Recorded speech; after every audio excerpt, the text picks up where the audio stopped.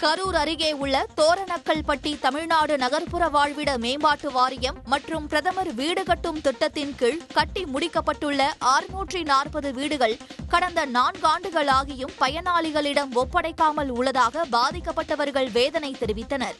இதற்காக பயனாளிகள் ஒவ்வொருவரிடமும் 1,18,000 ரூபாய் வசூலிக்கப்பட்டுள்ளது குறிப்பிடத்தக்கது. நான் இப்போ பணம் கட்டி 4 வருஷம் ஆகுது. 1,18,000 பணம் கட்டினேன். 2 மாசத்துல வீடு தரேன்னு சொல்லி சொன்னாங்க. அப்படியே கேட்டதுக்கு நான் ரோடு போடுறேன்னு சொன்னாங்க. அது பண்றேன் இது பண்றேன்னு சொல்லி இப்படியே இழுத்துட்டு வருஷ கணக்கு இழுத்துட்டு இருக்காங்க. தோரணக்கல்பட்டியில் அரசு சார்பில் கட்டி முடிக்கப்பட்டுள்ள 640 வீடுகளை ஒப்படைக்க மாவட்ட ஆட்சியர் உள்ளிட்ட அதிகாரிகளிடம் பலமுறை மனு அளித்தும் நடவடிக்கை எடுக்கவில்லை என்று பயனாளிகள் குற்றம் சாட்டினர். டிலே பண்ணிக்கிட்டே இருந்தாக்கா என்ன பண்றது? கலெக்டர்கிட்ட கொடுத்தாச்சு, எம்எல்ஏ சார்ட்ட கொடுத்தாச்சு, அதிகாரிகள்கிட்ட இங்கேயும் பேசியாச்சு, எல்லாமே பண்ணியாச்சு.